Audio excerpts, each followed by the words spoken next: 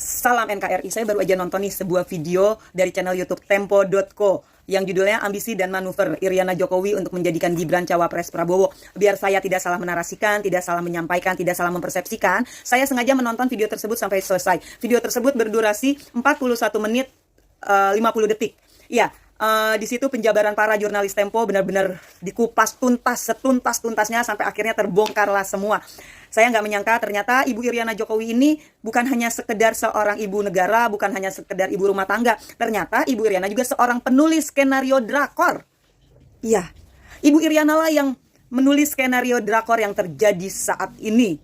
Ibu Iriana ternyata sangat berambisi menginginkan Gibran menjadi cawapres Prabowo, bukan baru-baru ini tetapi dari setahun yang lalu. Dia sangat berambisi, bahkan dia tidak segan-segan menggeser orang-orang yang tidak sepemahaman dengan dia, gitu ya. Keluarga besarnya Ibu Iriana lebih banyak yang mendukung Gibran menjadi cawapres. Tetapi kalau dari keluarga Pak Jokowi banyaknya kurang mendukung dengan alasan terlalu muda, terlalu tergesa-gesa. Tetapi Ibu Iriana sama sekali tidak menggubris semua yang disampaikan oleh orang-orang yang menyarankan agar Gibran belum waktunya untuk menjadi cawapres. Ibu Iriana tetap dengan ambisinya dan menyeting semua ini sedemikian cantiknya hingga terjadi seperti ini. Contoh, Ibu Iriana sangat sadar bahwa sesuai Undang-Undang Pemilu nomor 19 2023, anaknya Gibran itu tidak mungkin menjadi cawapres. Tetapi karena dia licik gitu ya, akhirnya dia gunakanlah tangan adik iparnya Anwar Usman yang saat itu notabene-nya adalah ketua Mahkamah Konstitusi. Melalui Anwar Usman lah akhirnya ambisi dia untuk menjadikan anaknya Gibran menjadi cawapres terrealisasikan dengan mulus dan lancar. Wow, luar biasa ya Ibu Iriana. Ternyata saya nggak menyangka di balik kesederhanaan Ibu Iriana, di balik kerendahan hati Ibu Iriana ternyata terdapat kemunafikan yang sangat luar biasa. Di balik kesederhanaan seorang Ibu Iriana Jokowi, di balik sikapnya yang humble, sikapnya yang merakyat, ternyata terdapat kebusukan yang sudah mendarah daging di dalam diri seorang Iriana Jokowi.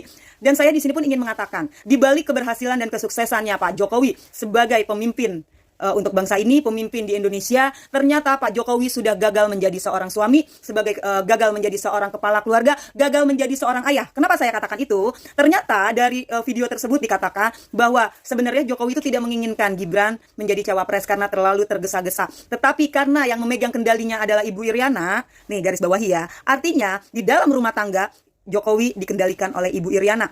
Pak Jokowi patuhlah kepada Ibu Iriana, manut wae gitu keinginan sang istri untuk menjadikan anaknya menjadi cawapres. Ya, Jokowi udah gagal menjadi ayah karena melahirkan anak seorang Gibran yang cacat moral dan cacat hukum. Kenapa saya katakan Gibran cacat moral, cacat hukum? Pertama saya katakan cacat moral. Gibran masih sah menjadi kader PDI Perjuangan, tetapi dia sudah mendeklarasikan diri menjadi cawapres Prabowo Subianto melalui Partai Golkar. Seharusnya yang benar itu jika Gibran memiliki moral, dia mendeklarasikan menyatakan dirinya keluar secara resmi dari PDI Perjuangan dengan mengembalikan KTA-nya. Setelah itu baru dia mendeklarasikan dirinya sebagai cawapres. Itu yang saya katakan Gibran cacat moral. Terus Gibran cacat hukum. Oh jelas Gibran cacat hukum. Kenapa? Karena dia menjadi cawapres itu ternyata berkat skenario sang ibu, kekuasaan sang bapak, dan jabatan sang paman pada saat itu menjadi Mahkamah Konstitusi. Kasiannya Jokowi di akhir-akhir masa jabatannya ini yang seharusnya sosok Jokowi memiliki nama besar yang dipandang, dipuji-puji, dipuja-puja oleh rakyat Indonesia. Tetapi dia rela korbankan. Bahkan yang lebih mirisnya dia korbankan bangsa ini, dia korbankan rakyat ini demi ambisi istrinya.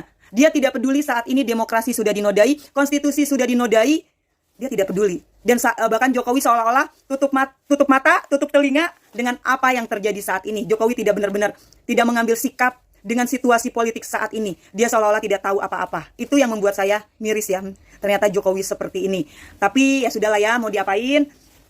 Yang namanya manusia itu bisa berubah-ubah. Kita nggak pernah tahu sedalam-dalamnya lautan bisa kita jangkau, sedangkal-dangkalnya hati manusia kita nggak pernah bisa jangkau. Ya itulah yang selama ini saya sangat mengidolakan Jokowi, membela Jokowi. Ternyata Jokowi seperti ini. Tapi yang mau diapain? Saya harus mengakui bahwa saya selama ini udah salah menilai Jokowi. Tetapi saya tetap bersyukur kepada Allah.